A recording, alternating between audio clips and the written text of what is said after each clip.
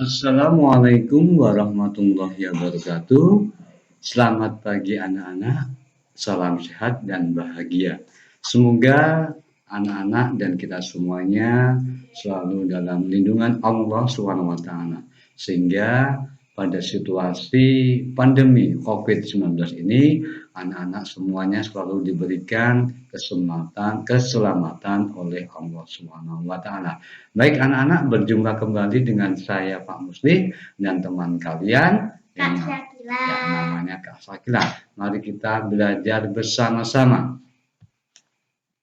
Kali ini kita akan belajar tema 1, selamatkan makhluk hidup, subtema 1, tumbuhan sahabatku, pembelajaran 4.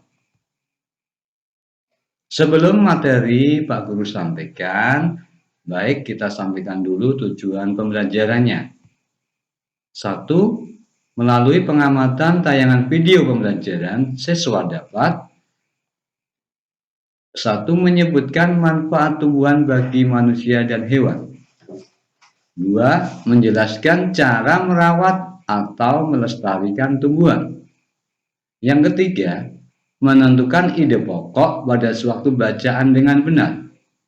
Yang keempat, menyebutkan ciri-ciri kesimpulan suatu bacaan dengan benar.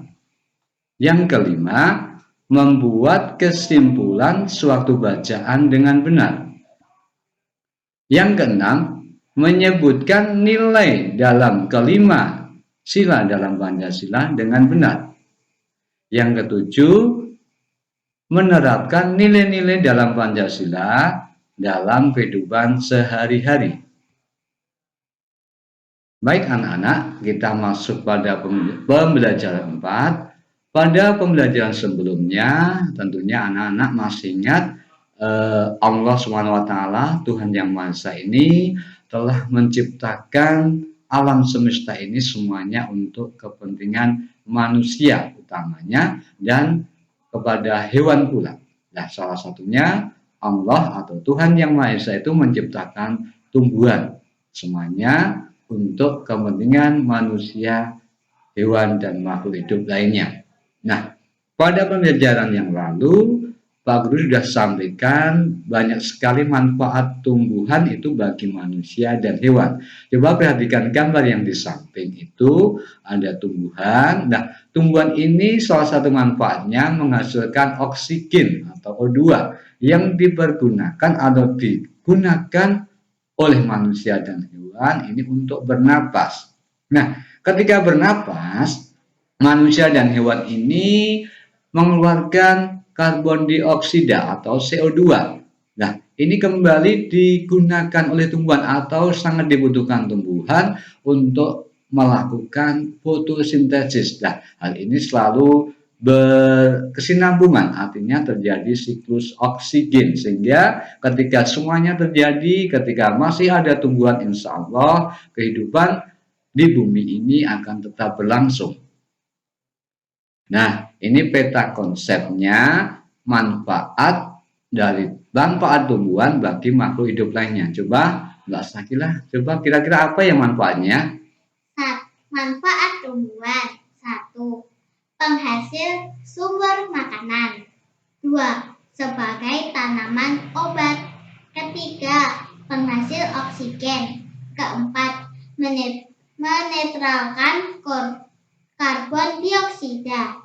Kelima, menetralkan pencemaran asap pabrik. Dan terakhir, tempat tinggal hewan. Nah, betul sekali, itu sebagian besar manfaat tumbuhan. Tentunya anak-anak di rumah juga bisa menyebutkan manfaat tumbuhan yang lainnya bagi manusia dan hewan. Nah, sekarang kita lihat konsepnya di sini juga tadi sudah disebutkan oleh Mbak Sakila. 1. Tumbuhan sebagai penghasil oksigen dan mengurangi karbon dioksida. Kemudian tumbuhan sebagai produsen atau penghasil makanan. Kemudian tumbuhan sebagai penangkal zat pencemaran. Jadi ketika ada pabrik, asapnya itu banyak sekali, dan di situ perlu adanya taman kota atau perlu adanya tumbuhan-tumbuhan sehingga dapat menetralkan pencemaran dari asap pabrik. Kemudian manfaat berikutnya, tumbuhan sebagai pelindung atau pencegah erosi atau pencegah abrasi. Dan ini paling penting sekali, sehingga apa? Ketika sangat pentingnya ini, jangan sampai ada pembalakan liar, jangan sampai ada penembangan secara liar. Sehingga apa? Sehingga dapat mencegah banjir, dapat mencegah tanah longsor, dapat mencegah erosi, dapat mencegah abrasi. Kemudian manfaat berikutnya, tumbuhan sebagai tempat perkembangbiakan dan rumah bagi hewan. Nah, kita bisa mengetahui mungkin di tumbuhan itu ada sarang burung, kemudian ada sarang tupai, ada sarang semut, dan lain sebagainya. Nah, untuk itu ketika banyak sekali manfaatnya, maka kita harus melestarikan tumbuhan. Jangan sampai tumbuhan itu punah. Artinya ya kita harus merawatnya, termasuk di sini menyirami tanaman, memberikan pupuk, menjaga kesuburannya, kemudian ya tidak menebangnya secara liar kalau tumbuhan itu di hutan. Berikutnya, setelah anak-anak kemarin juga sudah belajar tentang ide pokok dalam suatu bacaan, bagaimana membuat ide pokok, apa itu pengertian ide pokok. Nah, sekarang kita akan belajar cara membuat sebuah kesimpulan dan bagaimana ciri-ciri sebuah kesimpulan yang baik. Yang pertama, cara membuat sebuah kesimpulan. Nah, bacalah secara intensif suatu teks bacaan atau suatu paragraf. Secara intensif ini artinya ketika membaca ini harus bersungguh-sungguh, jangan ada yang terlewatkan. Karena kalau terlewatkan, mungkin kita tidak tahu mana ide pokoknya, mana yang akan diambil kesimpulan. Yang kedua, tentukan ide pokok. Nah, ini penting sekali ketika membaca secara intensif, kita dapat mengetahui ide pokoknya. Kemudian, buat kesimpulan berdasarkan ide pokok. Kemudian yang itu tadi ya, maaf, 3 saja cara membuat kesimpulan yang baik. Kemudian ciri kesimpulan yang baik adalah 1, berisi pesan kepada pembaca. Jadi kesimpulan yang kita buat itu harus mengandung makna, harus mengandung pesan kepada pembacanya. Kemudian yang kedua, kesimpulan merupakan intisari suatu bacaan. Kemudian yang ketiga, dimulai dari hal umum menuju hal yang khusus. Kemudian yang keempat, memakai kosakata baru. Dan yang terakhir, pernyataan berdasarkan ide pokok. Jadi kesimpulan yang kita buat ini harus benar-benar berdasarkan ide pokok. Coba Mbak Sakila kemarin masih ingat ya cara membuat ide pokoknya?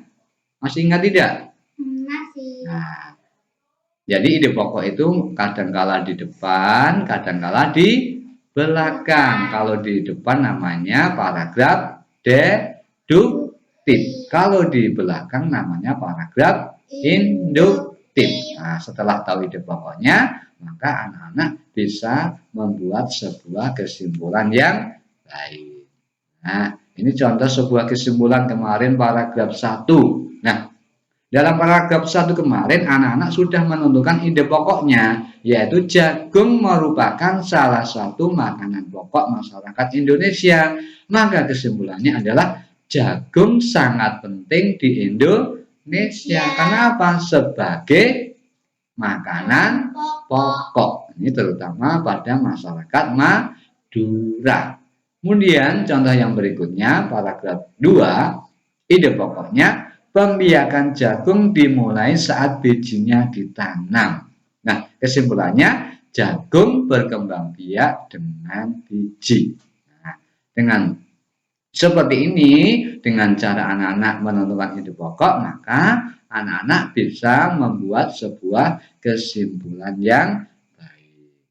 Nah, kemudian kemarin juga Pak Guru sampaikan bagaimana anak-anak itu dalam kehidupan sehari-hari itu bagaimana caranya mengamalkan sila dalam Pancasila. Jadi kelima sila itu harus kita amalkan dalam kehidupan sehari-hari. Kita tidak hanya menghafalkan saja baik sila 1 dari ketuhanan yang Maha Esa, kemanusiaan yang adil dan beradab, persatuan Indonesia, kerakyatan yang dipimpin oleh hikmat kebijaksanaan dalam